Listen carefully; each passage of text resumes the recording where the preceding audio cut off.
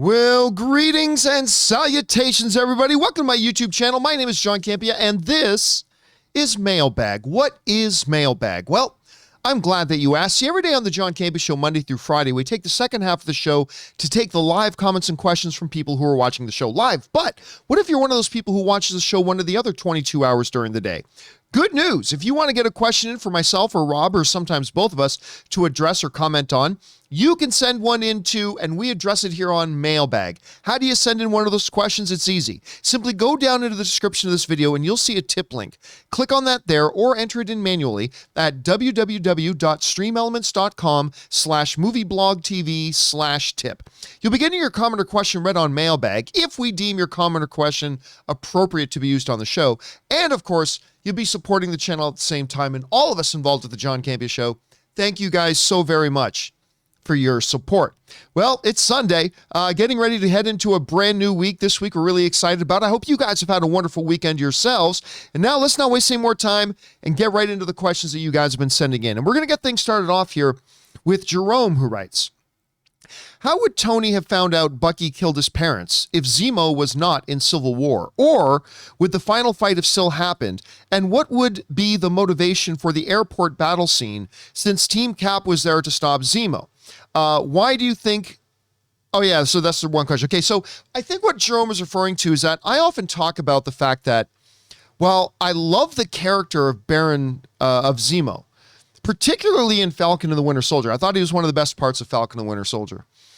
I actually found him to be kind of a non-relevant villain because when you boil it all down to its essential elements, right? He didn't have to do anything.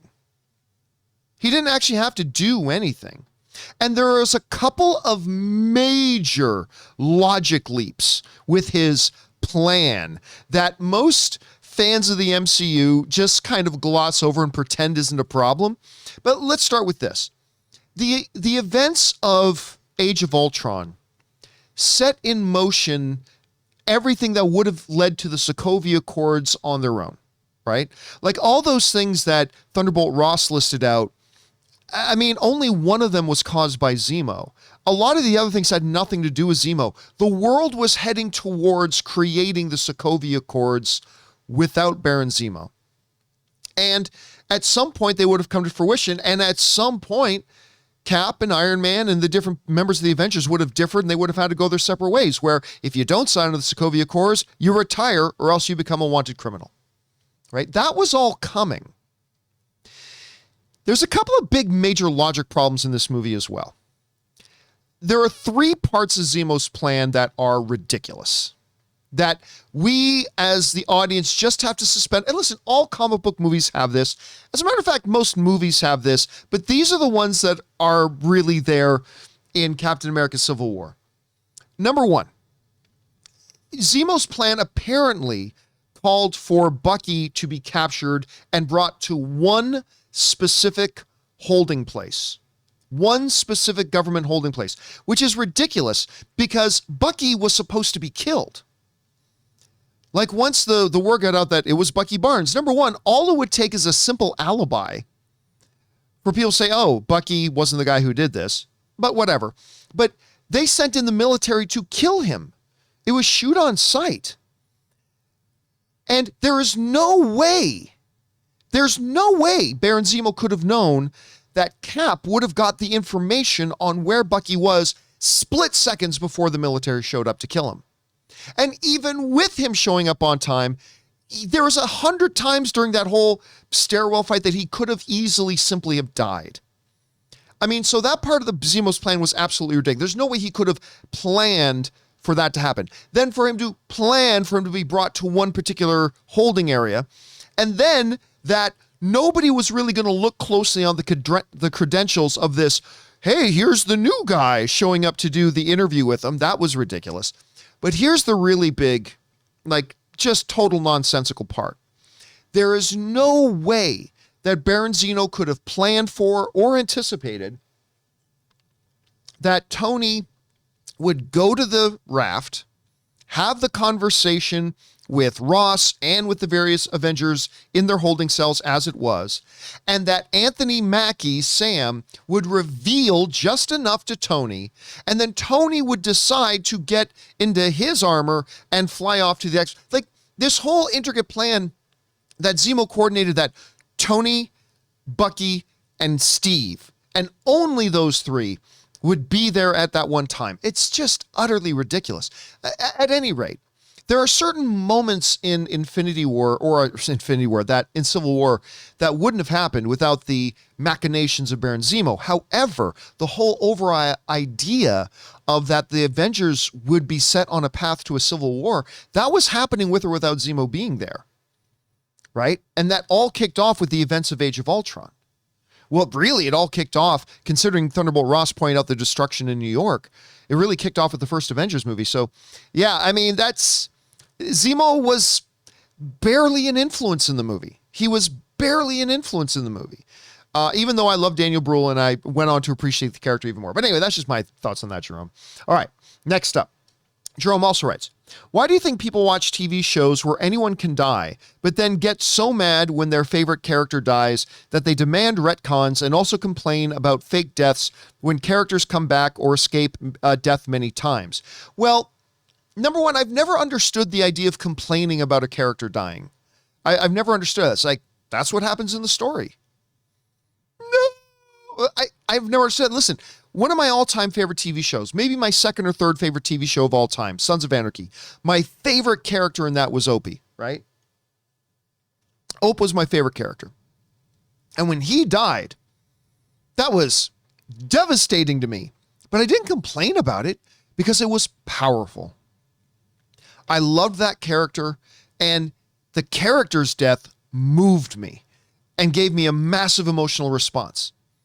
And that's what entertainment should be doing, elicit an emotional response. Sometimes good responses, bad responses, happy, sad, thoughtful, fearful, whatever. But the whole idea of screened entertainment is to deliver us an emotional reaction, right?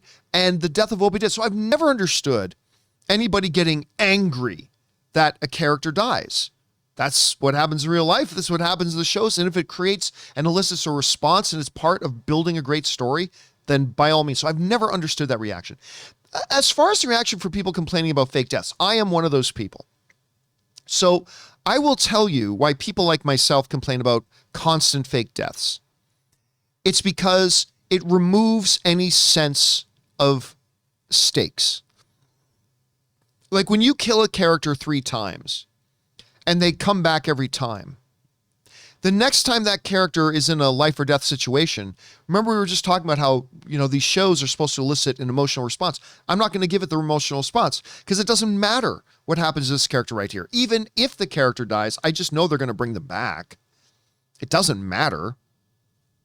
Like that's part of the reason, like when I was watching Avengers Infinity War, that scene where Spider-Man dies before he gets snapped away, right? I don't want to go, Mr. Stark, right? It's like, that was a really good scene, but I didn't feel any emotion in it because, he's dying, but he's going to be right back. Don't worry about it. He's going to be right back. And knowing that there are no stakes and knowing that there are no actual consequences, because like, let's go back to the Sons of Anarchy example, right? When Opie died in Sons of Anarchy, that's it. He ain't coming back. And so when you watch those shows, whether you're watching Game of Thrones or you're watching something like a Sons of Anarchy, or you're watching something like The Wire or whatever, there are huge stakes because when your favorite character gets into a life-threatening situation, you are on the edge of your seat because if they die, there's no coming back, right? And so when Opie died, I had this huge emotional response because I knew that was it. It's done. And the finality of that character's death hit me in a way that a character's death, say in the MCU, will never do that to me because I just know they've probably got plans to bring them back 8 more times. And again, I love the MCU. I love the MCU. But if I'm being fair, that is the one thing that they've done in their movies that has kind of detracted away a little bit from the power of their stories because, like, okay, oh no, Tony died. Yeah, but at some point he's going to be back. Oh no, Gamora died. She got thrown off the cliff. Don't worry, she'll be right back in Endgame. Oh no, Thor died. No, just wait a minute. He's not actually dead. He'll be back. Oh no, Nick Fury died. No, he'll be back later in the movie. Oh no, Loki died for a fourth time. That must really be it. Like, even when Thanos says, no resurrections this time, they'll just find another way to bring him back. So that's why it kind of bothers me, the constant fake death stuff, because when a character dies, I don't really believe they're gone. They'll totally be back. So there's no consequences. There's no stakes. There's nothing to feel tension over. You know what I mean? Anyway, that's just kind of my thought on that. All right, next up. We got Remmer Bulldog, who writes, hey, John and Rob, just me today. Do you expect logic issues in Doctor Strange Multiverse of Madness? And will that ruined a movie if there is? Well, I mean, here's the thing. Most movies will have some logic issues, right? Most movies will. The MCU movies are no exception. The writers, actually, of Endgame, I mean, I love it. The two screenwriters for Endgame have been very forthright about, that part didn't really make much sense, did it? It was a very refreshing interview they did talking about all the logic holes in their own movie, because believe me, Endgame has some significant logic issues, it does. But while most movies will have some logic issues, and I do expect Doctor Strange in the Multiverse of Madness to have some as well, while most movies have them, the question becomes, are they stark enough that they detract or distract you from the movie? And so, like, we were just talking about Captain America Civil War. This is a good example. I named 3 major logic problems. No way he could have known that, Bucky could have just had a very simple alibi, fix it all up. 2, no way he could have predicted he would have been killed or brought to that one facility. 3, there's no way he could have predicted the series of events that would have led to Tony being at the one place. I mean, on and on and on, right? Those are logic issues. But I propose that none of those logic issues detracted us from the movie in the experience of watching it. Yeah, when we sit down and analyze it later, we can think about it. Now, there are other movies that will have very big, audacious logic holes that present themselves to the audience immediately, and we just can't ignore it. Like, it's like, wait a minute, how does this make any sense at all? And then we go, all right, I guess we're going with it. Like, and so it depends on what kind of logic issues Doctor Strange has. Doctor Strange will have some logic issues, most movies do, but the question is, will they be stark enough? Will they be audacious enough that they'll detract from the movie? And I'll say that Marvel's pretty good at making sure those things don't detract us from the movie while we're in the midst of experiencing it. Maybe later when we sit down and reflect upon it, but in the midst of experiencing it, they're pretty good at making sure we kind of glide over them. So we'll see how that goes. All right, Remember also writes, also, theory, I think there's a great chance we will see White Vision from WandaVision. Maybe he's the key to stopping Wanda. He's out there somewhere. We just don't know where. I mean, that's the thing, remember, a lot of people have that theory. We've talked about it on the show, too, that, listen, Viz is actually mentioned in the trailer, right? There is nobody she is closer to than Vision. She's in love with him. And while the original Vision is gone, remember, we're just talking about Faith, look, an exact duplicate of Vision is here. Anyway, although there seem to be some differences with this Vision, but there's another Vision out there. I wouldn't be surprised at all if White Vision shows up in this. All right, next up. Remember Bulldog also writes, top 5 MCU action sequences. Number 1, airport battle in Civil War. Completely agree. Number 2, Avengers Endgame third act battle, the portal scene. Totally agree with that. Number 3, Infinity War, Wakanda battle. Yeah, that's a good one. Number 4, Winter Soldier highway battle. That's great too. Number 5, Avengers 12 final battle. I would put Avengers 12 highway battle probably up at number 3. But yeah, other than that, I'm right there with you on your list, man. That's a good list. All right, next up. Movie Club member 108 writes, hey, John and crew, happy spring holidays, Passover and Easter, and it is Easter Day. Happy Easter to everybody. I am loving Movie Club. I was wondering if you're going to do Back to the Future. What are the chances you guys cover this? I hope you do. Thanks for all your shows. Have a good weekend. Bring on the filthy. Well, yes, I can absolutely guarantee we will be doing Back to the Future, no doubt. We will probably not do the entire trilogy like we're about to do for Lord of the Rings, right? Like Lord of the Rings, we're going to do all 3. Back to the Future, probably not, because to be quite honest, while I love the first Back to the Future as much as anybody, I'm not as big on number 2, and I'm certainly not as big on number 3. But will we do the original Back to the Future? I think is a pretty much take that to the bank, Movie Club member. We will do that eventually. All right. Dr. Strange Theory writes, everybody's got one of those. Hey guys, here's a theory for you. We know that Professor X is in this movie, but what if when we see him, we see Wolverine, but it's the Daphne Keane as X-23 as a different universe's Wolverine. Everyone loved her in Logan, and she's older now. She's older. No, she's older probably meant now. I think it would be cool. Thoughts? Nah, that would be a waste. But look, let's be honest here. If they show Wolverine in the new Doctor Strange, there's only one Wolverine people want to see, and it's Hugh Jackman. Anything other, now I love Daphne Keane as well as X-23. I totally did. But I'm not itching to see her as the new Wolverine. We never saw her as Wolverine in the first place, right? If they're going to have, I mean, don't get me wrong, it would be nice, it'd be cute if she popped up in there as Wolverine, but there's only one Wolverine people want to see, and that's Hugh Jackman's Wolverine. So, I mean, I'm not nearly as interested in the Daphne Keane one. All right. Although I think she's great. It's just, we want to see Hugh Jackman. All right. Scott Brown writes, Ambulance was okay. The three leads were good, even with Jake yelling the entire movie, but it had good action scenes. I was into it until somebody talked. 90% of the dialogue was garbage, and Bay really has to stop trying to humor it. Pulls you out because it's so bad. I will give it this. Now, I didn't really like Ambulance. It definitely had some good things in it and some strong parts, but they were outweighed by a lot of the negative, unfortunately. It's like, ooh, hard turn left, screeching tires. Yeah, we've seen that 8 times in this movie already.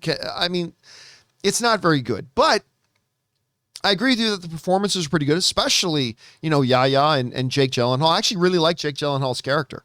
I really did. And I will say this, even though I didn't like the movie, there were some moments that the humor worked for me. I mean, listen, Michael Bay has a problem with dialogue and narrative, but sometimes his humor can be pretty on point. I mean, this is the same guy who Sean Connery said, "Your best. Losers whine about their best. Winners go home and fuck the prom queen." I mean, that's a Michael Bay line. I mean, I'm sure he had a screenwriter, but he worked that in there. So yeah, I didn't like Ambulance, but I actually thought sometimes the humor worked, but that's just me. Thanks a lot for that, Scott. Next up, an anonymous viewer writes, my 2 faults with Man of Steel come from the lore of the books. Well, first of all, before I read the rest of your comment, I'm going to say, number 1, there's your problem right there. You got to understand the movies are the movies, the comic books are the comic books. The moment you start trying to say the quality of a movie is measured by how much it sticks to the books, then you've lost the battle already, right? You've got to understand that while the movies and the shows are influenced by the comics, they are not beholden to them, nor should they be. And if you're not going to go into a movie and a TV show and just judge it on its own merits, rather you're going to judge it whether or not it sticks to certain criteria that you think it should stick to coming out of the comic books, well, then you've created a no-win situation. So just one thing about that. Anyway, my 2 faults come from the lore of the books. One is flavor. The other is an absolute no way. I think him watching Pa Kent die and doing nothing is out of character. No, it wasn't. If you're watching the movie, it was 100% in character. He grew up to learn the lesson of Pa Kent and respected Pa Kent's complete world philosophy and belief that the world was not ready to know he was Superman, and he was not ready for the world to know he was Superman. And if you just ignore the earlier parts of the movie, okay, you can say he would have done that. No, if you watch the movie, that's exactly what he would have done. He would have honored what his father had been teaching him since he was just this tall, right? That's the whole point of the earlier parts of the narrative. So yes, it was absolutely in keeping with his character. But I can tolerate that call.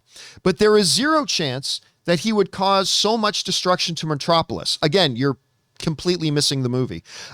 He would and should have done whatever was necessary to take the fight elsewhere. Overall, tonally too dark, as most of the DCU is. Great show, guys. I appreciate that, GLS Wit, but again, you are making some massive assumptions. Here's the idea. Okay, so let's say UFC heavyweight champion Francis Ngannou comes in here. And he and I are going to fight. He wants to fight. I obviously have no choice in the matter. I have no desire to fight UFC heavyweight champion Francis Ngannou. But see, he comes in here and he says, no, we're going to fight whether you want to or not. This fight's going to happen. I can do everything I want to try to do to take the fight out of this office because I got camera gear in here, equipment, TVs, things are going to get damaged. I'd rather the fight take place in the street. But guess what? If Francis Ngannou decides that he's going to keep dragging me back in here and we're going to fight here, then this is where the fight's going to happen. This is where everybody misses the point.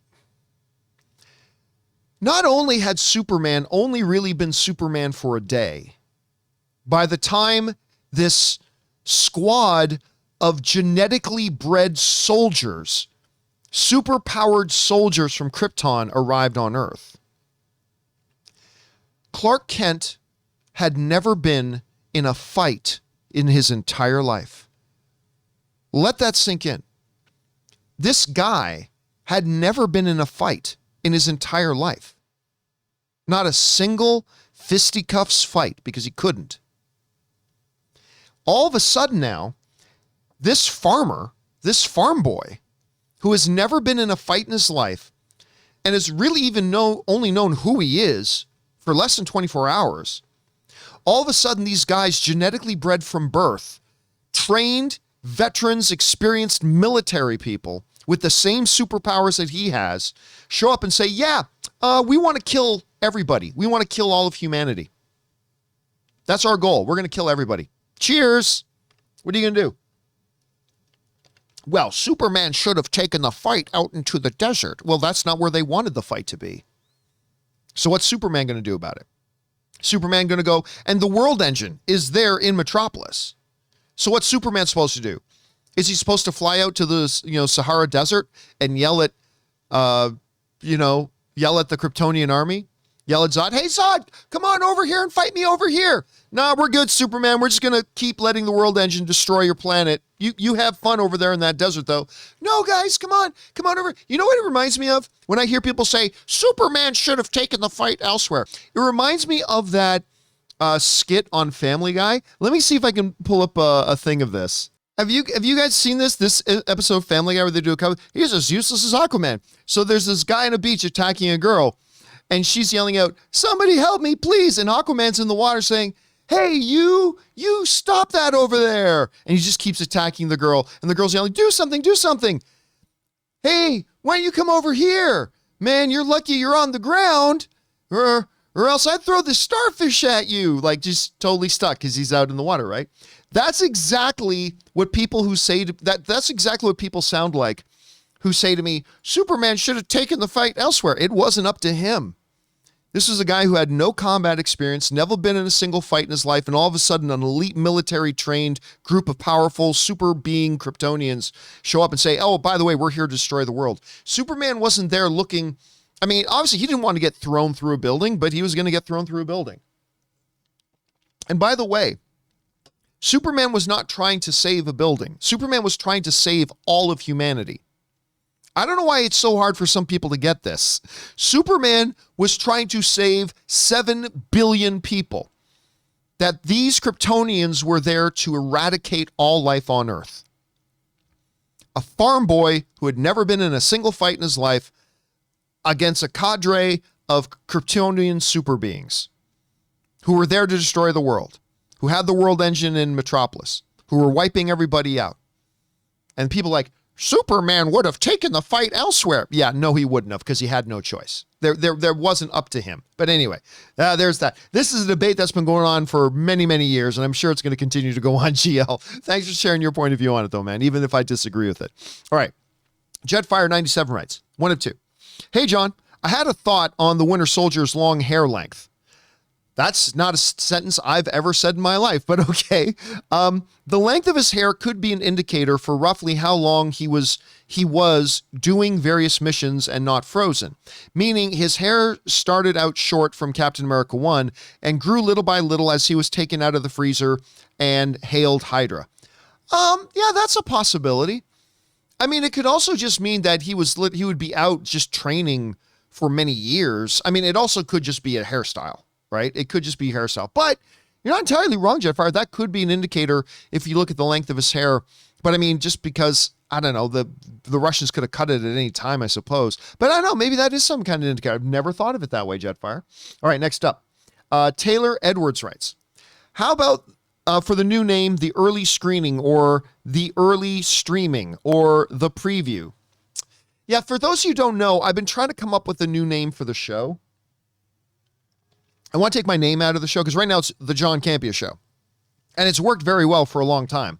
But I think I'd like to change it to something that doesn't have my name in it. I don't know. Those aren't bad. Those aren't bad. I'll file those ones away. Those aren't bad, Taylor. All right, next up.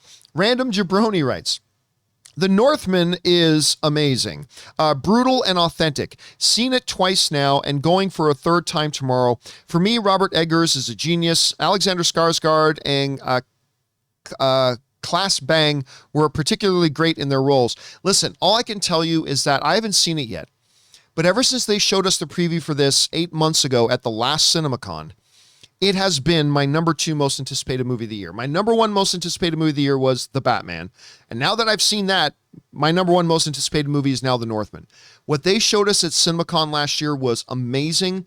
All the early word of mouth of this has been fantastic. The trailers have been great. The previews have been fantastic. I cannot wait to see this, dude. I'm so glad you saw it. Thank you for sharing your thoughts on it. By the way, Random Jabroni just saw I know, so you sent in a $20 tip to support our channel. Thank you so much for that, Random Jabroni. Appreciate that very much, man. Thank you for your generosity in supporting our channel on that level. And yeah, I'm a little bit envious, maybe just a little bit jealous that you've already seen it twice. Yeah, I haven't seen it once yet, but I'm going to definitely go see that this week. All right, thanks for that, Random. All right, Tony Montana writes, I just watched the first 2 episodes of Outer Range. I still have not, you know what? I haven't even watched the trailer for this yet. This is the one with Josh Brolin, right? I haven't even seen the trailer for it yet. Anyway, I just watched the first 2 episodes for Outer Range, and my God, I'm all in on this show already. Beautiful cinematography, intriguing story, and great acting from Brolin, so I guess it is Josh Brolin, and crew. Did any of you get a chance to watch it yet? If so, what are your thoughts? So no, haven't watched it yet. You know what? I think I'm going to watch the first episode tonight. I've been hearing from a number of people, Tony, you being the most recent, telling me that it's really good. I remember people writing in, asking me if I saw the trailer for it, and I never got around to watching the trailer. But everybody's saying great things about it. I'm going to have to definitely check it out. Thanks for adding that to the list. All right. Jedi Chai writes, new name ideas. Entertainment Vault. Nah. Entertainment Council. Nah, I don't like the name Entertainment being in there. The Shuffle. The Daily Dose. Legendary Live. Entertainia. Entertainment plus Mania. The Hub. The Hub's not bad, although I have a feeling there's already something else called The Hub. The Hub isn't bad, though.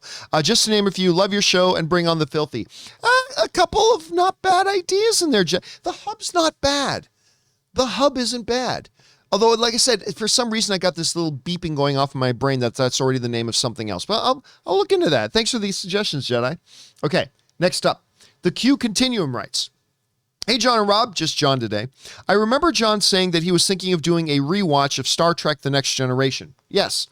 Just a warning, the first 2 seasons haven't aged very well. I found it very hard to get through. Do you have a favorite episode? Well, my favorite episodes are the stuff involving Locutus. Like the stuff with Picard Locutus, those I think are my favorite episodes. And the finale, the All Good Things finale, is like, I think the best finale to television ever. I have not rewatched Star Trek The Next Generation, but I've here and there rewatched a couple of episodes. Man, about 2 or 3 years ago, I rewatched the episode where Tasha Yar dies. And, whoo, yeah, it didn't hold up so well. So it's a show whose production value, and you know, a lot of shows that take a little while to find their footing. As a matter of fact, like one of my favorite shows of all time is Parks and Rec, right? I never watched season 1 episodes again because like season 1, it hadn't really found itself yet. You know what I mean?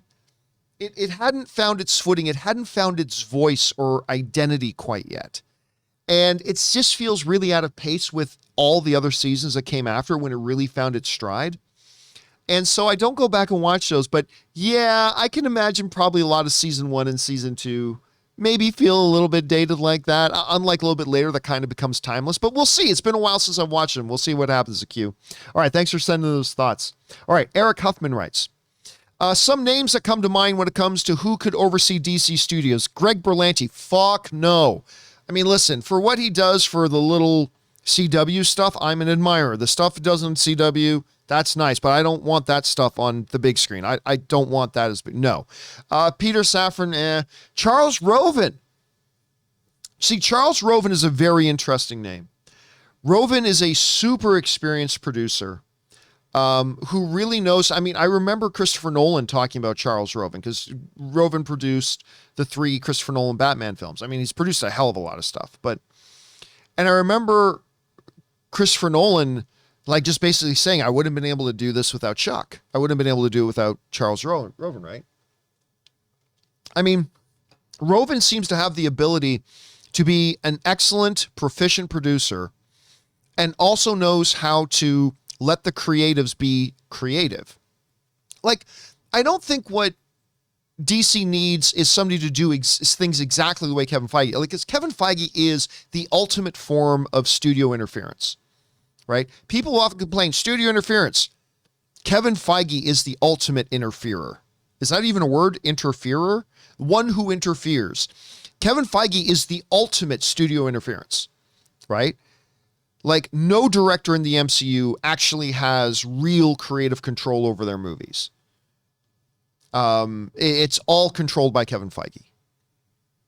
So I don't know if and that works. It works. I don't know that Warner Brothers should necessarily look for that, but what I think they can do is find an experienced, gifted producer, then give them the authority and give them the opportunity to really run a new studio, and one who knows how to work with creatives and allow, creatives to have their creative voice while maintaining some kind of sense of overall structure for what they're doing.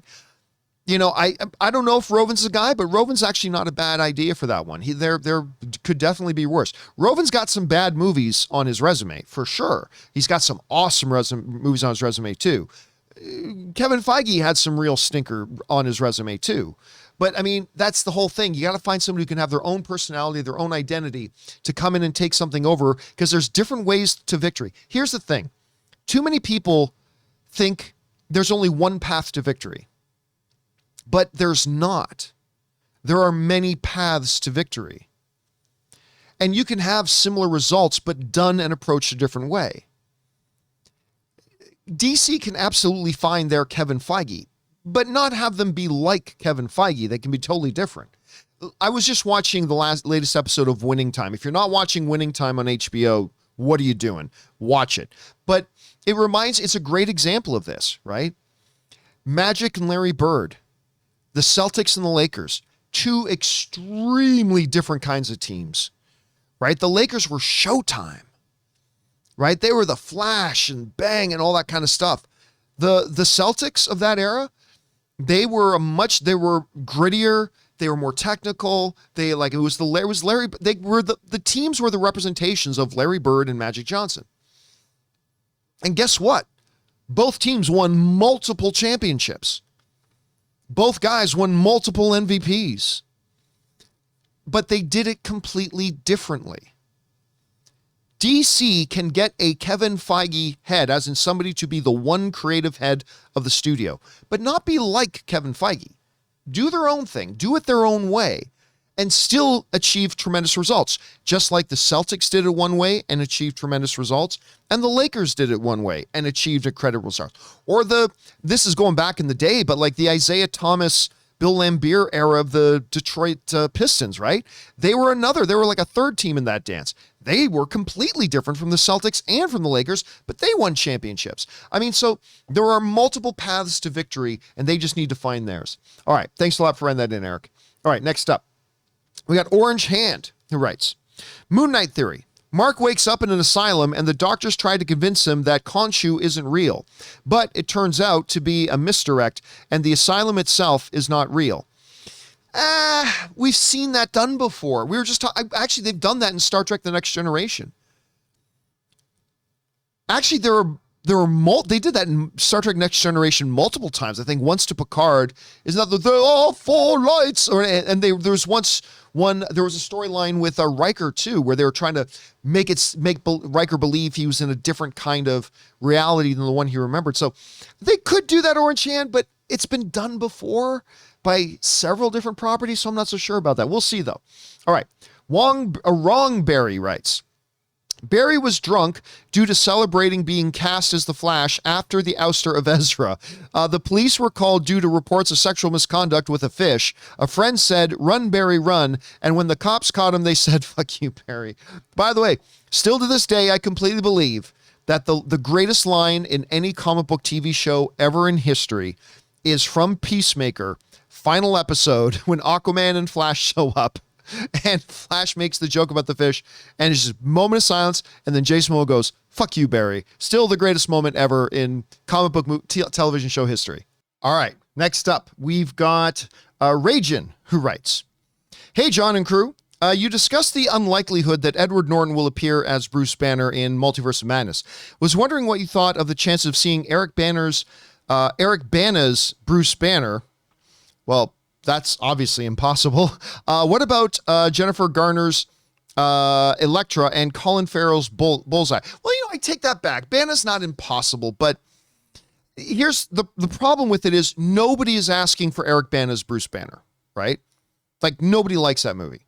Obviously, there are some people who like the movie, but generally speaking, nobody likes that Hulk movie. Nobody's going to be excited about Eric Bana. I love Eric Bana, by the way. Don't get me wrong. He's a tremendous actor. I don't know why he's not doing a lot more today, but nobody wants to see that, so there's no point. Also, there's no way Jennifer Garner would come back to be Elektra. That was kind of the low point of her career, and nobody likes that movie either.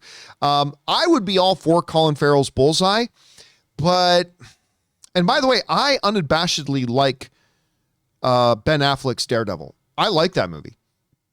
I think it's a really good movie. I think if it wasn't for one of the worst scenes in comic book movie history, that atrocious teeter-totter scene in that Daredevil movie, it would be a great movie. But it does have one of the worst scenes in history, so it downgrades it for me to a good movie. But I like that one. I would like to see Colin Farrell's Bullseye, but I think it's very, very, very unlikely. All right, next up. Ragin also writes, "Show name ideas, Screen Pop, Screen Pop Talk, Screen Pop Daily. I know you want to encompass more than just the theatrical movie, so Screen covers it all, and pop could be short for pop culture, since you cover a lot of the big mainstream." You know what? Okay, and I mean this in a good way. I think if I was 19 or 21 years old, Screen Pop actually wouldn't be a bad name. It wouldn't be a bad name. And, for a number of years, I think my primary audience were teenage, early 20s. And certainly teenagers and early 20s still makes up a big chunk of our viewership. But a lot more of our viewership are now in their 30s and 40s and 50s and 60s and stuff like that. So I don't know if Screen Pop works, but I don't know. Like, there would have been a time when maybe that would have been a really good name. I don't know. It's actually not bad, Ragin. I'm gonna file that one away and keep that one in mind. All right, thanks for the suggestion.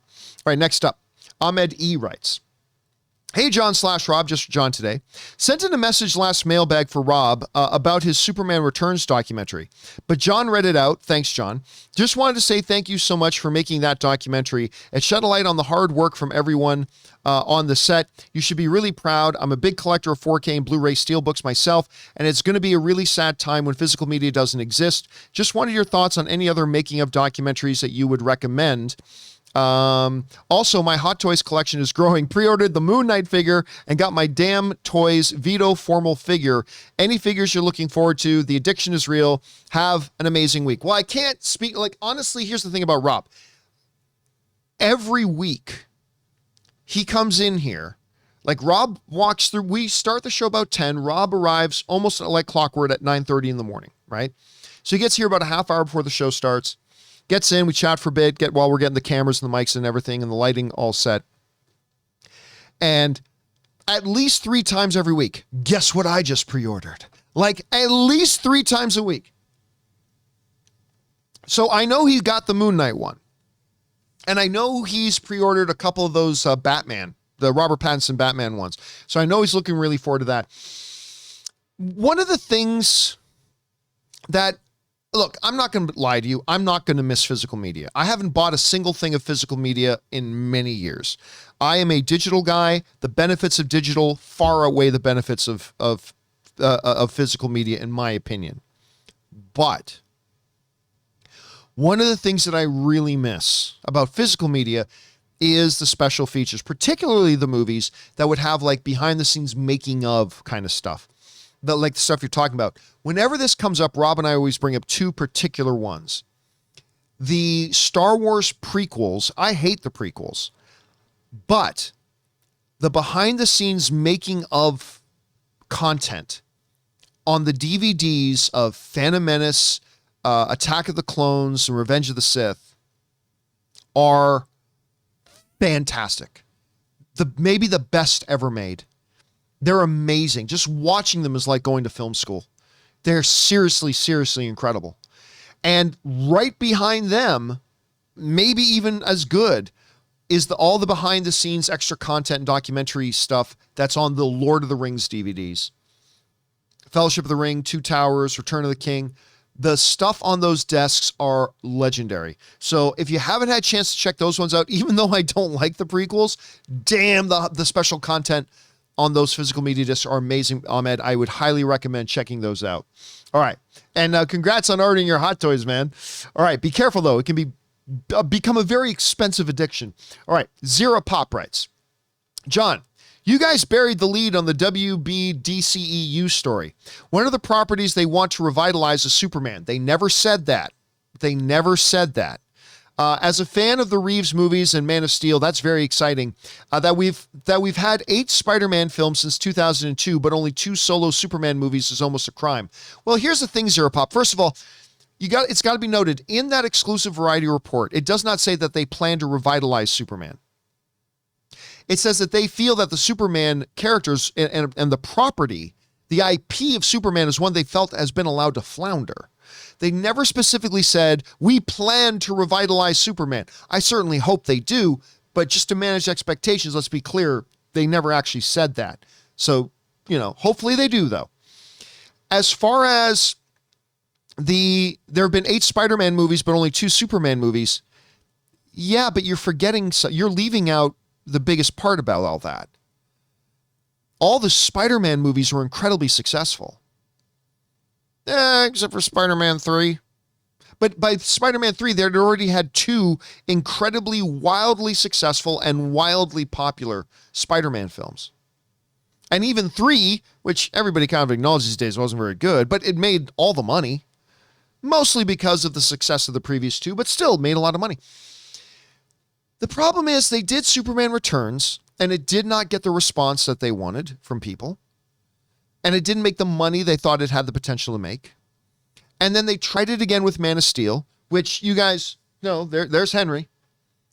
My all-time favorite Superman. The most underrated comic book film of all time. At least to me. But the reality is, no matter how much I love it, a lot of people didn't. As a matter of fact, a lot of people actively disliked it. I can't mention Man of Steel ever without having 5 comments. Man of Steel sucked! Which is fine. Everybody's entitled to their own opinion about the movie. But that's the thing. Not enough people shared my opinion about the movie. And it didn't make the kind of money that they felt that movie should have made at that time. So it had mixed reception, didn't live up to its financial potential. Whereas Spider-Man came out, boom, exploded out of the gate, right? So you can't say it's criminal. Well, no, that there's a reason for it. And we as fans, we got to look at the big picture. If we're going to understand this industry and understand why we get the content that we get, or maybe why we don't get some of the content that we'd like to get, you got to look at the bigger picture. And there are actual reasons for it. Now, I really want them to take another crack at Superman. I really want it to be Henry Cavill. He's my all-time favorite Superman.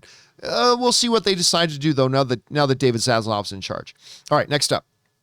Oh, there was a part 2 to this. Okay. When we get a new Superman, what would you like to see? More Cavill? Absolutely. A complete reboot. I know the priority is a good movie, but if Warner Brothers Discovery called you up and asked what would be your preference? Well, I mean, obviously I'm biased. Henry Cavill is my all-time favorite Superman. I would obviously want a new Henry Cavill Superman. But if they said to me, take your bias out of it And honestly, what is best for Superman right now? A reboot, fresh start? Because no matter how much I love Henry Cavill's Superman, the reality is he comes along with some baggage. You know, some questionable movies. I mean, I love, but, you know, questionable mixed response to the movies, questionable mixed result finances. Will people who are just against that Superman now get on board? Wouldn't it be easier just to start with a brand new Superman, starting from scratch, with a clean slate and no historic baggage? There might be a compelling argument to be made for that. So my preference, though, Henry Cavill, man. Henry Cavill will always be my preference when it comes to Superman. All right, Jerome writes, have you ever noticed how many movies/TV shows cease to exist either because of the transition of media, VHS to DVD to internet, or studios stop selling them? And could the death of physical media lead to more ceasing to exist? I'm not sure I follow what you're asking, Jerome. TV shows cease to exist because of the transition from VHS to DVD. You'd have to give me some examples because unfortunately, right off the top of my head, just looking at your question, the way you asked it, I'm not really sure what it is you're asking, unfortunately. Sorry about that, Jerome. All right, an anonymous viewer writes, hey guys, I saw Star Trek The Motion Picture's director's cut. Never seen it and I loved it. My favorite Star Trek film now. A slow burn sci-fi journey into an alien consciousness that was created by us. Love that concept. However, I still love new Star Trek. Sorry, Rob. Love you guys. Listen, I got to check it out. Listen, I'm not going to lie to you. I do not like the original Star Trek movie. That original Star Trek The Motion Picture, quite frankly, I think is pretty lame. I don't think it's all that good. Now, Star Trek II, The Wrath of Khan, now we're cooking. But yeah, the first one I never liked, but I've heard from a lot of people, including Rob, who just incessantly talks about it every single day, that he comes in my office. But especially from Rob, I've heard that it's made a lot of improvements. And yeah, I got to check it out. I'm planning to sit down and watch it and see if it can change my experience with it. So I'm glad you had a good experience with Anonymous. Thanks for sharing your thoughts. And I'm with you. I like new Star Trek as well. Not all of it, granted, but I generally really do enjoy new Star Trek as well. All right, next up. Jerome writes, the reason behind the backlash to the show The 100 was mostly because fans hated how the character died and they loved her romantic relationship with the female lead, but the death happened because the actress was leaving for another show. Part 2, ultimately, even if they recasted the character or wrote them out, it would be a no-win situation. Otherwise, I recommend The 100 because it's a good show like Game of Thrones, Lost, Battlestar Galactica, and The Walking Dead as a teen drama. I have never watched The 100. I've never even had anybody I know recommend it to me. I couldn't even tell you the first thing about it. And quite frankly, when he says the reason behind the backlash, I'm not aware of any backlash, to be honest with you. Like, that's how much off the radar for me The 100 is. And again, I'm not crap talking on The 100 because I'd have to have watched it in order to crap talk on it. I've never watched it. Never seen it. Now, it seems to me, if an actor wants to leave a series, like if I'm the head of a studio, if a character wants to leave the series, but it's not in the best interest of the story of our show for the character to leave, just recast it. I honestly don't know why there are still a bunch of people out there who think you can't recast something. It would totally confuse the audience who wouldn't know what to do. They would scream and their eyes would be going, I don't know what's happening. Yeah, recast it. If the character's important to your story, you don't write the character out just because the actor isn't there anymore. Just get a new actor. That's what actors are out there for. If a director left a show, we go, oh, the director left. Oh, well, let's shut down the show. No, you get a new director. Director will come in and direct. If the lighting guy on a set, the lighting guy quit the show. Well, I guess we can't make a show. No, you go out and get a new lighting guy. Go out and get a new actor. I don't get it. But anyway, yeah, unfortunately, as far as the backlash of the 100, I've never heard of it. I've never heard of there being any backlash to it just because, I've never seen the show. But thanks for giving me the update on that, Jerome. I'm sure there are probably a bunch of people watching this who do watch the 100 or are probably just yelling amen at their screens right now for what you just wrote. All right, thanks for sharing your thoughts, man.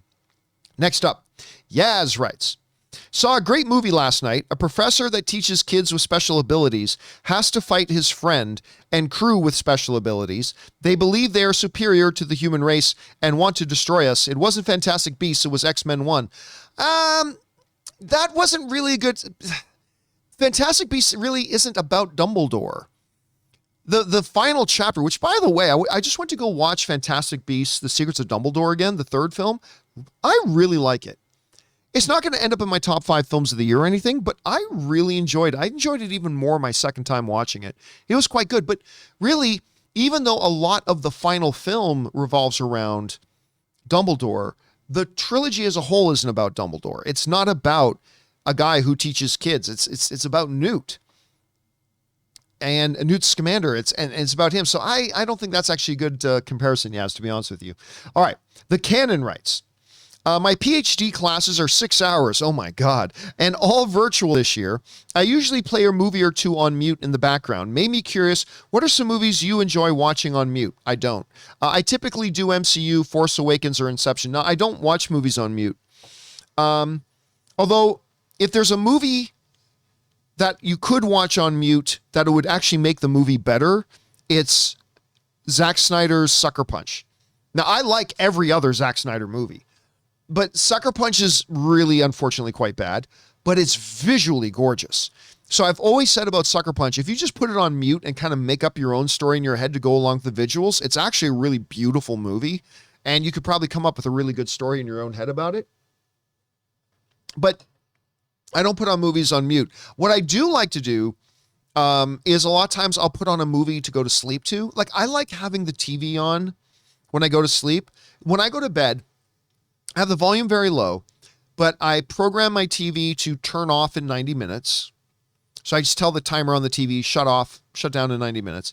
And then I'll like put on a movie and have the volume very low, but I still hear a little bit. And the reason is for me is I have a really hard time getting to sleep. I've always been like this since I was a kid.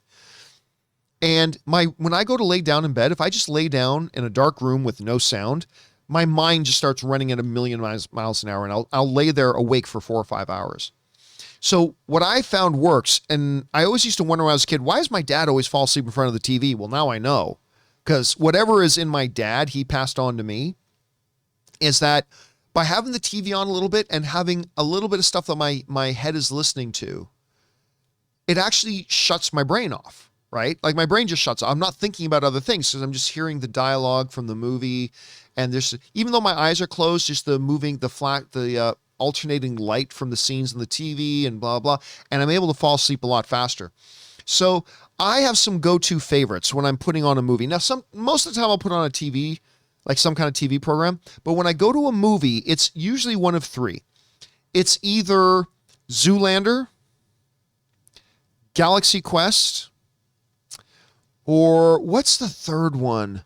Well, those are the 2 primary. Oh yeah, Zoolander, Galaxy Quest, and Mystery Men. Those are my 3 kind of go-tos to kind of put on, to just be there, and so my brain can hear the words, and I already know all the dialogue by heart anyway, so I'm just hearing it. My mind doesn't have to think, and then I'm able to fall asleep. And then 90 minutes later, the TV shuts itself off. So yeah, but I don't actually listen to watch any movies on mute per se. All right, thanks for writing that in, Canon. Next up, the Canon also writes, my suggestion for MCU and DCU is to use a text in the beginning of each movie to tell us where it takes place. Earth Prime is the main connected universe. Anything else, Earth 55 is an Elseworlds, leaves room to cross over, delineate, and stay accessible. I don't think so. I completely disagree, Canon. To me, that is going to alienate a lot of people in the audience. Look, nobody fell unconscious from confusion when they went in to watch Robert Pattinson's Batman, go, but wait a minute, I thought Ben Affleck was Batman. Like, everybody figured it out. I think you overly make it too geeky for some people. I think you're going to alienate some people who say, this movie takes place on Earth 7-2ABQ. I think that's just going to confuse a lot of people. Look, the audience understands. The Joker did not take place in the DCU. It's a separate thing. People understand that the Batman did not take place in the same world as Wonder Woman. You don't need to have some text at the beginning. That's just like overcomplicating it. When I think the reason you're suggesting it is to try to simplify it, I personally think that would actually overcomplicate it, and I think that would actually cause confusion. You start a movie saying, meanwhile, on Earth 74. Now you've confused the audience before the movie even starts. Then they're going, wait, what? What the hell do they mean by Earth 75? Like, I think everything's fine the way it is. And I just think your solution, which you're trying to solve a problem, I just think it would actually cause the problem. I might be right, I might be wrong, but I think it just overcomplicated a little bit, Cannon. All right, next up. Blase Randall writes, "Hey, John and crew. I went to see The Lost City and I really enjoyed it." I did too. I got a big kick out of the movie, I'm gonna be honest with you. It was genuinely funny. At the theater, I saw a poster for Doctor Strange 2 and clearly could be seen Spider-Man and Tom Cruise as Iron Man. Are you excited to see Cruise's rendition? It's fake. I can just tell you right now, whatever you saw on their wall, a lot of studios have resorted to taking fan art, making a poster out of it and hanging it, since studios, especially during the pandemic era, have been slow to send out official posters. This really started to happen a lot with Spider-Man No Way Home. Movie theaters wanted to promote the movie in their theaters, but there hadn't been, at the time, any official Spider-Man posters. So what started happening in a bunch of movie theaters is some movie theaters started getting fan art from online, printing it out onto poster-sized stuff, and hanging it up in their theaters. If you think you saw a movie poster that had Spider-Man and Tom Cruise's Iron Man in it, I can guarantee you it's a fake poster. It's 1,000% not real, so you don't have to worry about that. All right, Dangerous D writes, "Hey, John/Rob, just John today. You guys reported that DC/Discovery wants to create a studio for DC characters and to have a Feige-type person to oversee things. As a fan, I just want to say, duh, about effing time. I suggest Bruce Timm." Oh, God, no. God, no. I suggest Bruce Timm to take control. He knows DC, knows story, and can bring talent. No, fuck no. No. Here's the thing. I remember when the conversation would come up about, okay, so when Kathleen Kennedy eventually leaves Lucasfilm, who should be the person to take over? And some people would be saying like, Dave Filoni should take over. It's like, what the fuck does Dave Filoni know about running a studio? Nothing. And I remember I said this before the first season of Mandalorian. I said, Dave Filoni doesn't know the first thing about making live action stuff. Like, not the first thing. He doesn't know anything about it. And when people would say, yes, he does. But then what happened? Mandalorian came out. And then that 6-part Mandalorian making of, I can't remember what they called it on Disney Plus, but that 6-part making of the Mandalorian where they had the 6 directors sitting around with Kathleen Kennedy and they talked about the stuff. And I remember they showed Dave Filoni on set of his first day of directing a Mandalorian episode. And it was his first time ever directing anything live action. And Dave Filoni, this is the thing that made me, like, out of all the stuff he's done, nothing has made me respect Dave Filoni more than what he said at that point. Because other directors feel like they got to act cool. You fake it till you make it, right? Oh yeah, I know what I'm doing. I'm a total boss at this. Dave Filoni on set of Mandalorian said, he looked right at the camera and goes, I don't know what the fuck I'm doing. I have no idea what I'm doing. Thank God I got Jon Favreau here to mentor me because I don't know what I'm doing. It's like, oh yeah, and that's the guy you wanted to run Lucasfilm. The guy has no clue about what it means to run an organization, to be a studio head, to run a massive company like that. He doesn't have the slightest idea. So Bruce Timm has never made anything live action. And quite frankly, I don't like a lot of the animated stuff he's done. But I'm a rare oddity because I don't like almost any Marvel or DC animated stuff. There are some exceptions. That I do like. But for the most part, I'm not a big fan of Marvel's straight to home TV animation or DC's for that matter. But yeah, this is a big problem with Bruce Timm. What does he know about running an entire studio? Nothing. He knows nothing about it. What does he know about making live action content? Nothing. Not a single thing. I think that, personally, Dangerous D, between you and me, I think it's a terrible idea. I think it's a typical fan kind of nonsense idea. He wouldn't know the first thing about making live action stuff. Or, because listen, stuff in animation comes across differently than it does in live action. There are things you can do in animation that work great for animation, but you can never do that shit in a live action movie that you expect people to take seriously. It's kind of like the same thing with like CW versus the big screen. Like, you can do a lot of stuff in CW because on the CW shows, you have a certain expectation. You know what the flavor of CW shows is like, and you can do something there that'll work just fine. But you try to do that stuff in Robert Pattinson's The Batman, no one's going to take it seriously. So, and you got to get somebody in there. That's why I like somebody's earlier suggestion of Charles Roven. But I'm not saying he's the guy. I'm not saying he's the guy, but that general idea, somebody with decades of producing experience, knows what it takes for live production and to run that size of an organization, all that kind of thing. Somebody like that, not necessarily Roven, but somebody kind of like that. But no, I know Bruce Timm is a big fan choice, but it actually makes no sense. It makes no sense when you really think about it. All right, next up, Mike McHale writes, question for Rob. He's not here, obviously. The Short Circuit movies have been some of my favorite movies since I was 5. I've been wanting to get some sort of figure of Johnny 5 since then. Do you have any knowledge of something like this existing? Also, a new name for the show, Screen Time. So I've had a couple of people actually suggest, Mike, the idea of the name Screen Time to me. It's a little on the nose with Winning Time right now, but still, I don't mind the idea of Screen Time. Again, unfortunately, Rob's not here. Like, when you're writing in a question for Mailbag, you're kind of rolling the dice if you're asking a question that is specifically for me, because Rob might be hosting it, or specifically for Rob, because it might be me hosting it. And every once in a while, you'll get one where he and I are both doing one together, but unfortunately, I cannot answer that. I have not seen any figures of Johnny 5. Man, I remember that too. I mean, I grew up on Short Circuit. Johnny 5 is alive. I mean, I grew up on that stuff too. Steve Gutenberg. I would love to see a good figure of that. I really would, but I don't have any knowledge of it. But if I remember, I'll try to ask Rob about that later, Mike. Thanks for writing that in, and I hope you find something. All right.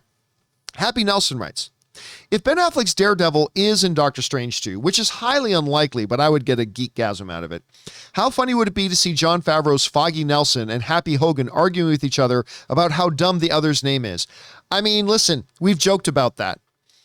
Like, if Ben Affleck's Daredevil can pop up there, why not? I mean, Jon Favreau's already in the MCU. It would be kind of cool to see that. I don't think this movie has time for it. This movie is only 2 hours, so they better stick to the story and not go off on too many, fangasm tangents. Stick to the story, stick to the narrative. But it would be pretty funny, Happy Nelson. I wouldn't lie. I wouldn't mind seeing something like that. All right, next up, we've got Paul C., who writes, what is your opinion on the rumor/wish from Snyder fans that Zaslav is doing everything to put Snyder in charge of DC films? It's complete fiction. It's just utterly complete fiction. And if that turns out to be true, what would your reaction be? It's not true. That is complete made-up fantasy fiction. It's not true whatsoever, so you don't need to pay any attention to it. All right. Remember Bulldog writes, Part 1. Hey, John and Rob, just John today. John, I respectfully disagree with you. I am glad that the MCU shared cinematic universe. Let me try this again. I respectfully disagree with you. I am glad the MCU shared cinematic universe. I understand you wanting to branch out, but they're way too deep, 14 plus years in this, and I just don't see why they would change. If it ain't broke, don't fix it. Again, I respect your opinion, that you want to see that from the MCU. Personally, I don't want to see that. Plus, we got that from DC. That's their strength. I loved MCU the way it is, but again, that's just my opinion. Here's the problem. So for those of you who don't know what Remmer's talking about, I've said for some time that I love the MCU, but every project you see is handcuffed to everything else. Like, no filmmaker can do anything that isn't consistent with the MCU. Everything has to be consistent in the MCU, and therefore it stifles creativity. Filmmakers can't really step into a project and really flex their creative muscles to really tell a great story, because all the stories have to fall in line with what's happening in the rest of the MCU, right? And that's great. I love the MCU. I love it dearly. But the comic books have always told Elseworld stories, what-if stories. They've always told singular one-off stories. Not every story, whether it's, Red Sun or whether it's other things like that. Comic books have always told, both Marvel and DC have always told like one-shot, isolated, separate kind of universe stories. And DC has proved that you can have your shared cinematic universe going on and on the side, tell some really great, different stories that are outside of that shared cinematic universe. It's not one or the other. You can do both. Joker got nominated for Best Picture at the Academy Awards, won the major Academy Award of Best Actor for Joaquin Phoenix, and made over $1 billion. The Batman is a smash success. You can do both. I'm not asking for Marvel to stop doing what they're doing. I'm saying they should be able to do both and. And here's the thing. You quickly go out of relevance if you don't change. The if it ain't broke, don't fix it mentality only lasts for so long. You have to change and adapt. Kevin Feige knows this. I mean, it's one of the reasons, like Apple, I remember their number one selling product was, I think what was it, the iPod mini? I think that was their number one best-selling product. And they killed it when it was their number one product. Now, one could say, if it ain't broke, don't fix it. Why are you killing it? Because they knew they were paving the way for other technology to come out. Right? And they were right. Man, I still remember, now I was young, but I remember when like the iMac was coming out, the first iMac, and it didn't have a floppy disk drive. And everybody laughed at them. And, you know, well, if it ain't broke, people still use floppy disks. If it ain't broke, don't fix it. Like, why are you taking out the floppy disk? But it turns out they were 5 steps ahead of the game.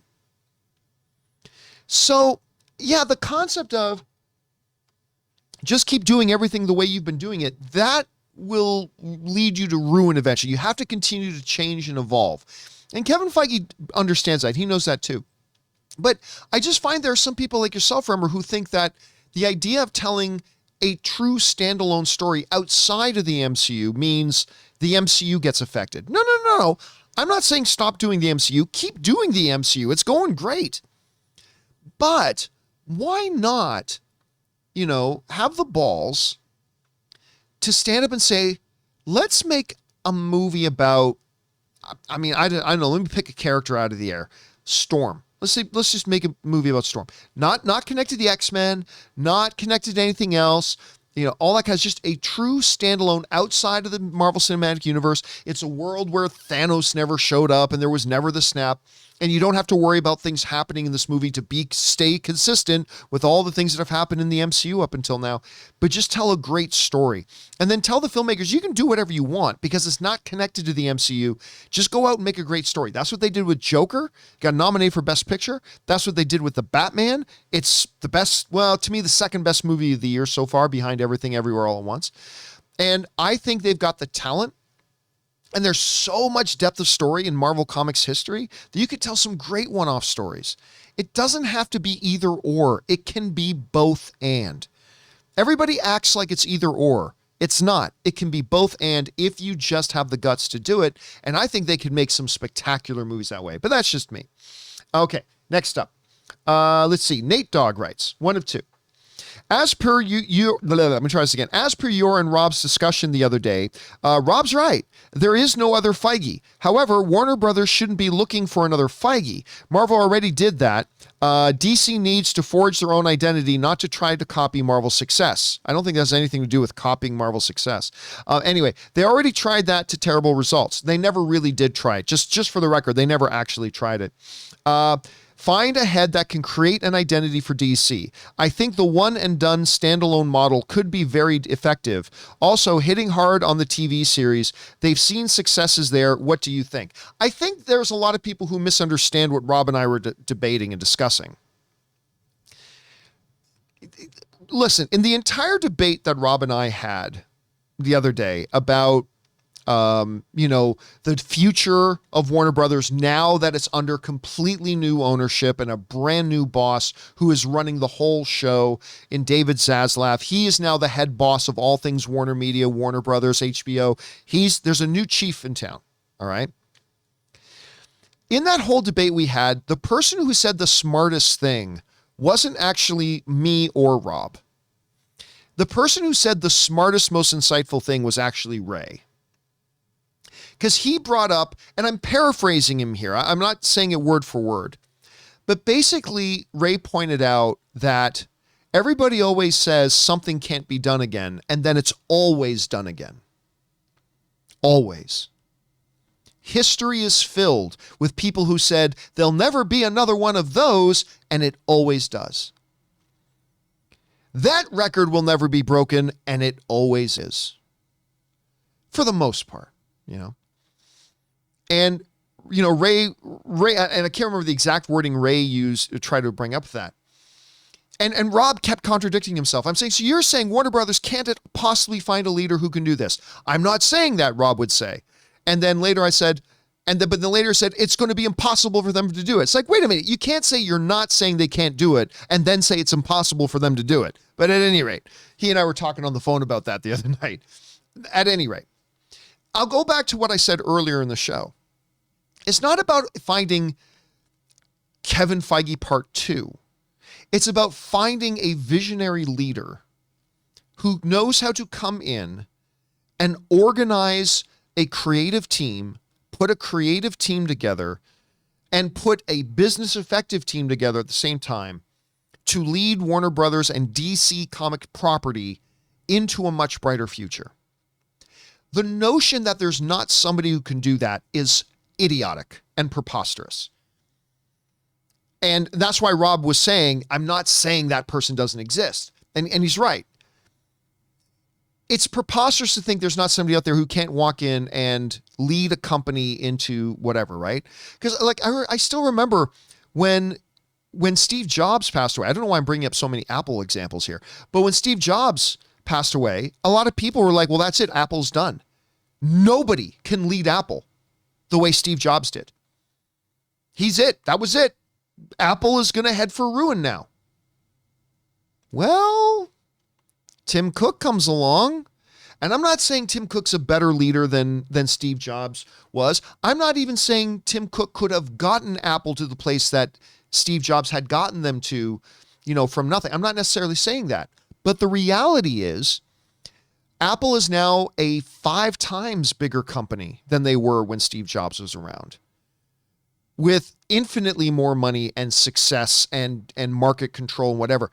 Basically speaking, when there was not going to be a Steve Jobs anymore and all the people said, well, there's never going to be another Steve Jobs, Apple's done. Apple's best days are behind them now because there's not another Steve Jobs. Well, guess what? Tim Cook isn't Steve Jobs. He's not trying to be Steve Jobs, but Tim Cook was still an inventive, forward-thinking, revolutionary kind of thinker who was able to lead that company to even bigger success than it ever had under Steve Jobs. And there were all sorts of people back then who said, never going to happen. And here we are. And today, when Rob and I were having that debate the other day, I kind of heard echoes of the same thing.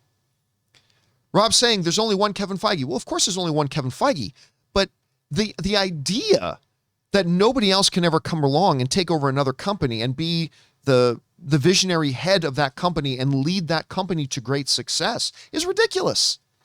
It's preposterous. No other producer out there loves comic books.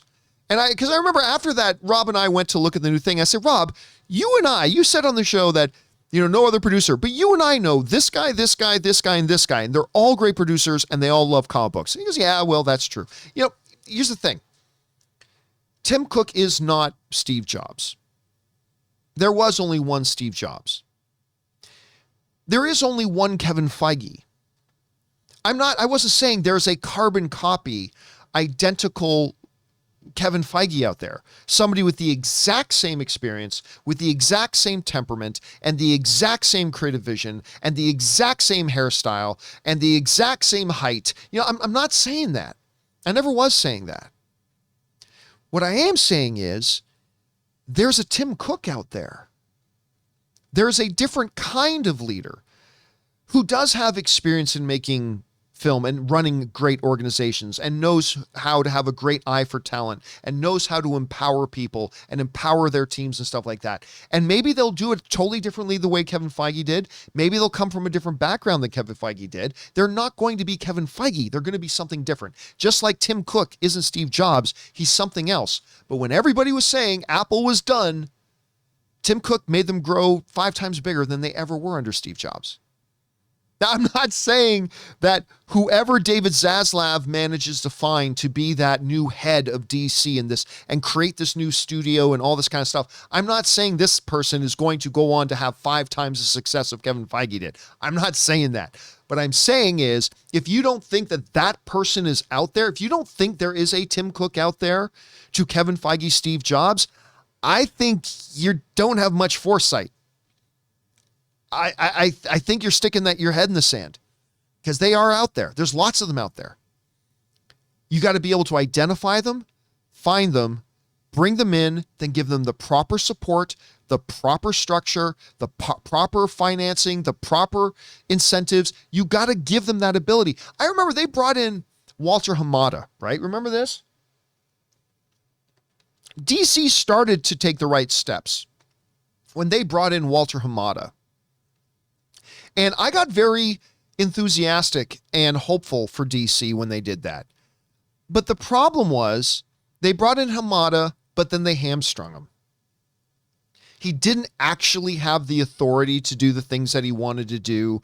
And within 12 months, it became another committee thing. And then he wasn't even the head of the committee. Was it Sornoff? I can't remember the name, but his boss at Warner became kind of the head of a committee, and then Walter Hamada was just another person on the committee. And it's like, that's been the problem with Warner Brothers, with the way they've treated DC for years. They've never actually put somebody in charge and then let them run it. Obviously, you have to be accountable. And you have to answer to even Kevin Feige. For all the years of the great success, his boss was Alan Horn. And he had to work with Alan Horn, and Alan Horn guided that whole thing. And Alan Horn had a boss in Big Papa Iger, and Bob Iger, right? But they created a system where Kevin Feige, while he had accountability and he had checks and balances, they still said, you're empowered to take this thing and create it and make it go. And we'll be here to keep you in check. We'll pick you up when you fall down. We'll set certain limitations, but we are here to support you. And we are here to make sure you have all the resources you need and the authority granted to you to make the decisions you need to make. Now, even then, some decisions were taken out of Kevin Feige's hands, right? Kevin Feige found out from the news that James Gunn got fired. Kevin Feige had no control over that. Kevin Feige found out from the news about the big battle between Disney and Scarlett Johansson and all that kind of, that wasn't Kevin Feige. But still, they gave him that structure. And when Walter Hamada got announced, I thought they told us that Walter Hamada was going to be given that sort of treatment as well, but he never did get it. And so therefore that experiment never even got off the ground, because they never gave him the authority, the resources, the support to truly do what he could have done. Instead, he just became another member of a committee. And that has been the problem there. Under David Zaslav, I think Warner Brothers is in for a much brighter future. David Zaslav has a track record of empowering studio heads, giving them the support and the resources they need to guide their individual products and bring them great success and popularity, to the point that Discovery got to buy Warner Brothers. When he picks a person to run DC, it may not be a name any of us know. It might not even be a name that we recognize, but I have every faith, because his track record has been so good, that he will put that person in place. And again, he won't be Kevin Feige. He won't be Steve Jobs. He'll be Tim Cook. Different guy, different style, whatever, but can still have great results. And I think that's what we're going to see. All right, next up. Austin A. writes, "Hey, John, I was watching your videos on the potential Doctor Strange 2 cameos, and it got me thinking. You said a source told you there are more surprises than in Endgame and No Way Home combined. Yes. Is there a reality where we might see a DC character pop up? Thanks. Absolute zero." I will very rarely, if ever, use that term absolute zero, Austin, but I will use it here. There is absolutely zero possibility that a DC character pops up in Doctor Strange: The Multiverse of Madness. All right, next up, Nate Dogg writes, one of two. I loved Everything Everywhere All at Once. Me too, man. That movie's awesome. It was the kind of movie that's sorely lacking in Hollywood. Wholly original films that challenge the very notion of traditional storytelling. Why are filmmakers so afraid to push the boundaries of what's possible? We used to have audacious filmmakers like Terry Gilliam that pushed boundaries, but it seemed to be few and far between these days. I just hope that the Daniels will keep making challenging and innovative cinema that pushes the boundaries for years to come. Well, I mean, okay, first of all, Nate Dogg, I've said it many times on the show, so you know, for me, Everything Everywhere All at Once is the best movie of the year so far. So far. We'll see if it still is after I see Doctor Strange. And Batman is my second favorite. But here's the problem. There are plenty of filmmakers out there who would love to tell those types of stories. The problem is, well, they have two problems. Problem number one, they don't have audiences that want to watch them. And problem number two is because there aren't audiences that want to watch them, studios don't want to finance them because they know they're just throwing their money away. Case in point, Everything Everywhere all at Once. Give me a second to pull this up. Okay, here we are. Everything Everywhere All at Once. In my opinion, the best movie of the year so far. This movie is utterly, completely fantastic. I love this film. It, in grand total, worldwide, has made $18 million. $18 million. The problem isn't that there isn't filmmakers out there who would love to tell this kind of movie. The problem is audiences don't go to watch it. Like, I remember the poster child for, the fact that people don't go and support original film has always been to me, at least for a number of years, has been The Nice Guys. The Shane Black film, The Nice Guys, with Ryan Gosling and Russell Crowe. A completely wholly original, completely unique, wonderful original film, and it was awesome. That movie's fantastic. Nobody went to go see it.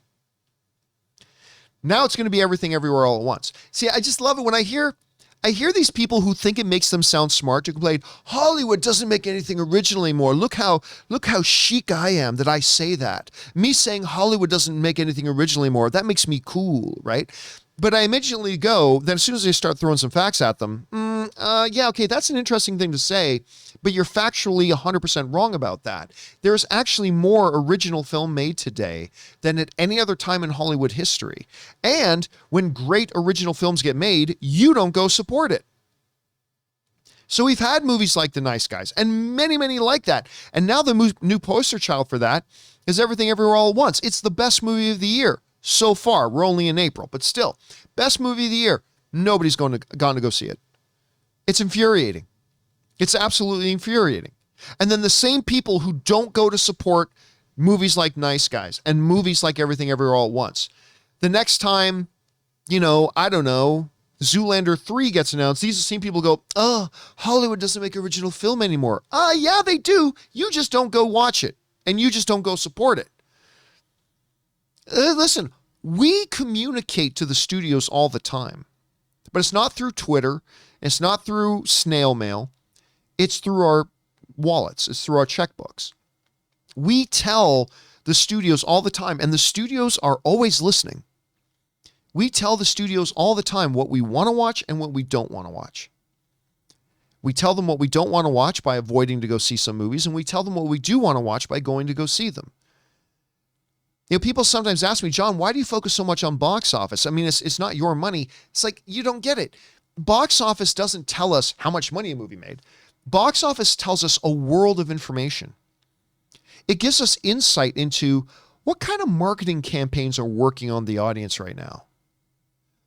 What kind of movies are getting the audiences excited to go and see them? Why did people go see this particular movie and not that particular movie? Why are trailers doing this instead of this? Oh, trailers that do that, you're seeing an immediate effect of that in opening weekend box office. Like, box office tells us so many stories, and a lot of those stories all come down to what do we as the audience, what are we communicating to the studios? And unfortunately, Nate Dogg, it's not that there aren't filmmakers out there willing to push the boundaries. The problem is there's not an audience to go support it, and then because an audience isn't going to support these kinds of films, studios don't want to lose money. They don't want to throw money, millions of dollars at a movie that's going to make them lose money. And so that's the problem, Nate Dogg. It ain't the filmmakers don't want to make them. It's that the audiences don't support them. So here's hoping that Everything Everywhere All at Once can gain some momentum, because we need more movies like this, man. We totally, totally do. All right. Next up, we go to Maria Espino, who writes, John and crew, Can you talk about how you feel about film fans making content on the things they love, like fan films, short films, podcasts, etc., and why all fans should seek to do that? What are the 3 things you would think we should know about filmmaking? Well, those are 2 totally different things. I'm not going to sit here and give you things about filmmaking because that's not my area of expertise. Listen, I've said for a long time, all film fans should do a blog, a podcast, or a YouTube channel, because it gets you more intimately involved with the object of your fandom. It gives you an opportunity to give back to the fandom that you're a part of. And it just adds your voice to the overall community. And the more voices there are in the overall community, the better the community is. And I just believe that. And I made a video a while ago about why I think everybody should make their own film. Whether it's a short film, 30-second short, 5-minute short, full-length feature, whatever. The great film instructor, Dov S.S. Simmons, once said at a seminar I attended once, he said this: people always ask me, how do you make a movie? I said, it's simple. Get a camera, point it at a couple of friends, say action and hit record. 90 minutes later, hit stop and say cut. There, you've made a movie. I mean, it's really like that. And I really do believe everybody should make their own kind of content, because number one, it helps you as a fan appreciate the thing that you love so much. Like when you try to make your own movie, and that's why I made my first movie called The Anniversary. My main motivation in doing it was so I could gain a better appreciation for the work that these filmmakers do and their work that I adore and love so much. It gave me a much better appreciation for that. It was just a great, fun experience. And it gave you something that you can show your friends and inspire other people. I really do think every film fan should do that. I really do, Maria.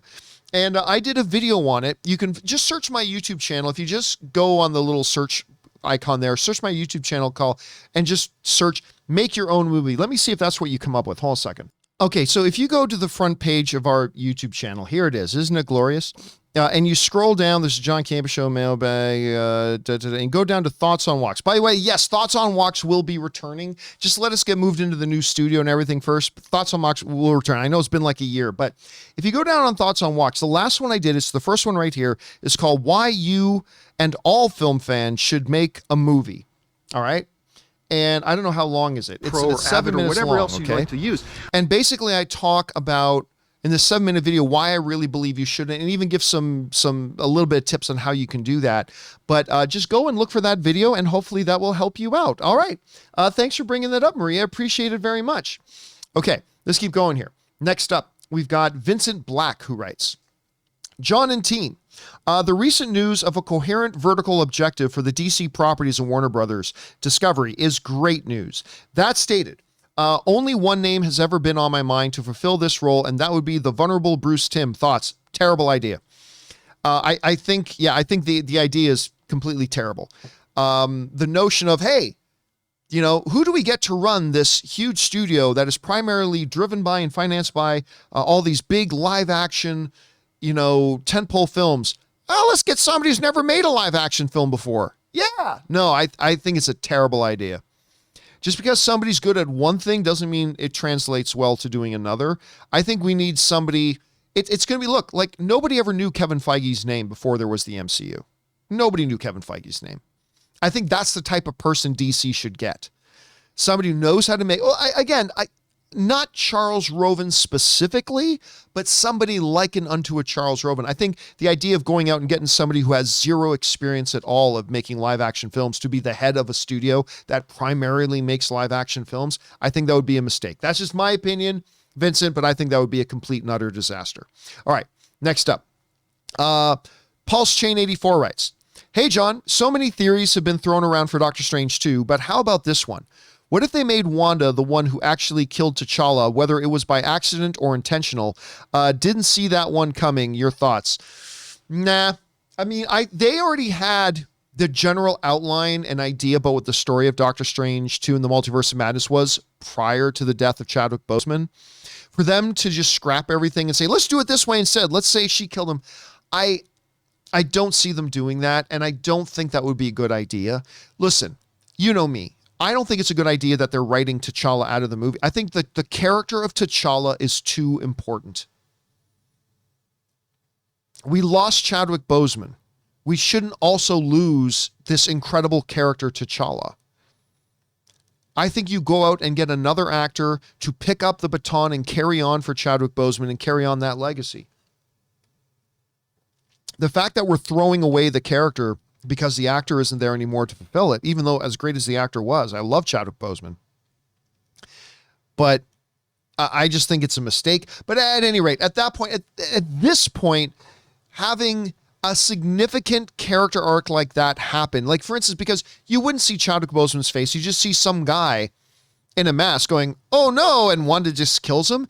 That would be a very unsatisfying thing, I think, for us as the audience. So I don't think that's what they're going to do, Pulse Chain, and I really hope it's not what they do. But hey, listen, anything is possible. Maybe Kevin Feige was able to come up with an idea that could really work. But until I see it, I'd say I find it doubtful. But you never know. All right. Shelly Belly writes, hey, what do you have against Gus's movie? Let me try this again. What do you have against Gus's movie reviews, gasstation.fart? They have great, insightful movie commentary. That is, of course, the look. Sometimes you guys will know. Sometimes I'll reference this place called Gus's movie, gas station movie reviews.fart. And that is kind of meant to embody all these other minor outlets, like my own, like many others out there, and separate them from the real news outlets, Variety, Deadline, outlets like that, legitimate news, things that have legitimate journalists who work for them and work in real news. Then there's a bunch of other, there's a different level. Then there's like mine and a bunch of other websites that a lot of people will read, whatever. But we are collectively Gus's gas station movie reviews.fart. Right. And that's why I always tell people, listen, when you get a story whose source is one of the Gus's gas station movie reviews.fart, you don't have to just throw it away and pretend like it doesn't exist, but don't take it tremendously seriously, because if it's real, one of the real outlets will report it at some point. Not that sites like mine are always wrong. Not at all. You guys know I'm the one who broke a lot of significant major stories, and I'm the only time, there are 2 times I've been wrong. Now, there's only been like 6 times that I've ever broke news. Like in the 12 years I've been doing this. The 2 times I was wrong was Adrian Brody was going to be Ant-Man. Like, I heard it from a very good source that Adrian Brody was going to be Ant-Man. And then Edgar Wright himself corrected me. So no denying that I was wrong when Edgar Wright says I was wrong. The other time I was definitively wrong about something is I had gotten it from 2 sources, and Christian Harloff had also gotten it from an independent source, that Snoke was in the upcoming Star Wars The Force Awakens, that Snoke was indeed going to be Darth Plagueis. Wrong. And I found out I was wrong because people at Disney got a hold of me, told me I was wrong, and asked me to please stop spreading this false information. And I got on my show the next day, and I was pissed. I was pissed at myself because I fucking hate wrong information being spread amongst film fans and the community, causing confusion, all that kind of stuff. I fucking hate it. And I especially hate it if I'm the one who did it. And yeah, but at any rate, the other times I've ever broken news, whether it was Ben Affleck being out as that, the stuff that was going on with the Nightwing project, like all that kind of stuff, I'm right. And a lot of other sites do too. But you shouldn't take me telling you that so-and-so did this and this is a big scoop I've got for you guys. You shouldn't take it at 100%, take it to the bank. Because if I'm right, eventually it'll come out in the major trades. That's why the other day when I told you guys, hey, listen guys, I've gotten an inside source and I feel confident about it, that they are already having discussions about what to do about Ezra Miller at Warner Brothers. And then the very next day, a legitimate site like Rolling Stone came out and confirmed what I said. That'll happen, right? So I'm not saying us Gus's gas station movie reviews.fart outlets should never be taken seriously. I'm just saying you got to take us with a grain of salt in light of the real outlets like Variety, Deadline, The Hollywood Reporter, things like that. That's what I mean. All right. Thanks for writing that in, Shelley. Next up, We got Marie Seifring, who writes in, Khonshu has a general interest in humanity, but going forward, if Mark/Steven actually free him, it will be interesting to see if Khonshu starts relating to humans in a more personal way. Thanks. Yeah, well, you know what? One of my favorite things of the last episode of Moon Knight, one of my favorite things was it seemed like, at least, that Khonshu was warming up to Steven. Steven with a V. And I don't know for 100% for sure that he was, but it kind of felt as that episode progressed that he was actually warming up to him a little bit. And maybe we'll see a little bit more of a softness in Khonshu later. Now, I do believe they're going to free Khonshu. And I think ultimately you're going to see Khonshu and Moon Knight fighting Amit and Arthur. I don't know that. I have no idea. Nobody's seen anything more than the first 4 episodes. But that's kind of my guess of where they're heading. Whether I'm right or wrong, we'll find out pretty soon. All right, next up, we've got Marie Seifring also writes, also, Mark/Steven may still try to stop Harrow, but would he actually try to free Khonshu?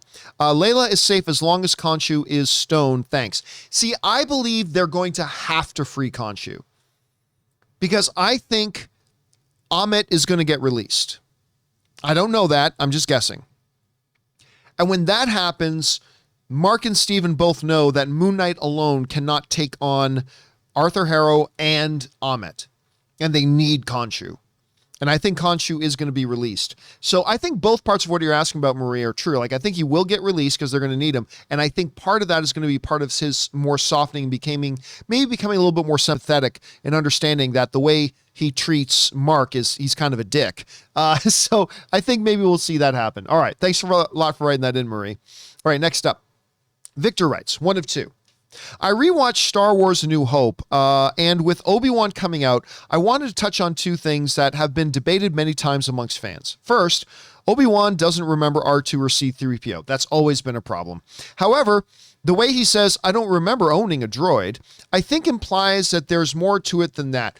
Not back when they originally wrote it. Listen, clearly, when they originally wrote Star Wars, there was no thought that Obi-Wan had actually come across these droids before. That's retconned.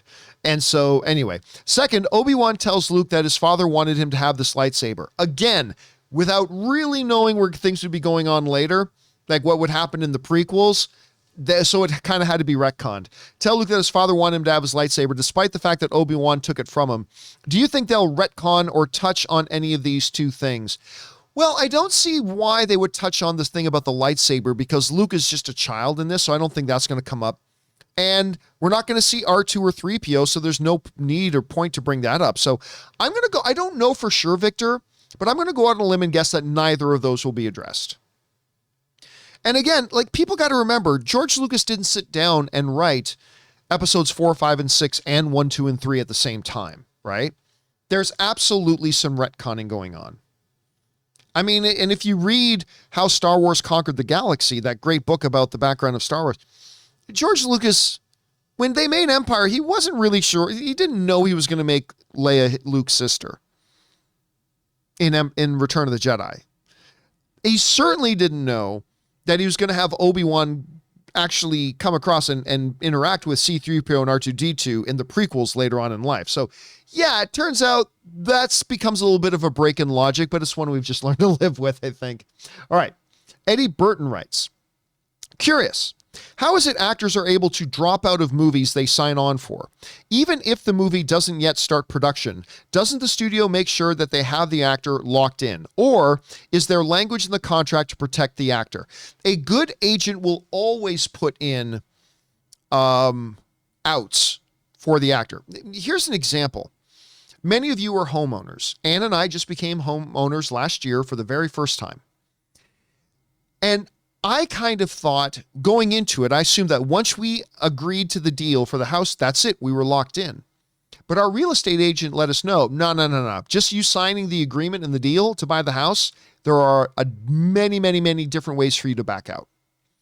There's all these contingencies, there's inspection reports, there's this, there's that, and the other thing. And if at any time you're not happy with any of it, you can back out.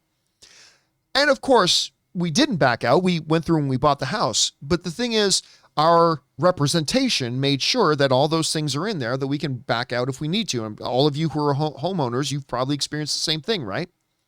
So I'm sure a lot of these agents with their actors will build into these contracts. Hey, listen, we agree. Like sometimes scheduling conflicts actually happen. Like a lot of times scheduling conflicts is just used as a BS way to cover up some other drama, but quite often it is scheduling conflicts. So let's say Ryan Reynolds signs on to do a Teletubbies movie, just for argument's sake. And he says, yeah, I've got time from February, the beginning of February to the end of March. I can shoot a Teletubbies movie in there. Great. Sign the deal, blah, blah. But there'll be something in that deal that says, hey, look, if you don't begin shooting that movie by these dates, Ryan Reynolds has the option to step out of this contract because he has other commitments. And so we're writing this contract, understanding that you got to shoot it from here to here. Or there could be a director contingency. I've seen these happen too, where an actor has signed on, but it's with the understanding that they're signing on because, I don't know, I'm just going to make up let's say Tim Burton, since Eddie Burton wrote in, with the understanding that Tim Burton is directing whatever this project is. Let's stick with the Teletubbies movie. Let's say Tim Burton is directing a Teletubbies movie and Ryan Reynolds signs on for it. One of the contingencies in it is that Tim Burton is indeed directing. And if for whatever reason Tim Burton drops out, Ryan Reynolds has the option to get out of the contract. And I'm sure that any good agent will write many of these contingencies into a contract that will give their client an opportunity to step out of the contract and leave the production. So yeah, it's just like any other contract will have contingencies and ways out. Actors' contracts do as well. Good question, Eddie. All right, next up. Solid Crusader writes, hey there, John and everyone. Right now, it's just me. So apparently there is strong rumor going around that Final Destination 6 is being produced for HBO Max. And guess who is directing? Spider-Man No Way Home's John Watts. What are your expectations and why HBO Max? Cheers. I don't think that's a rumor. I believe that is verified fact.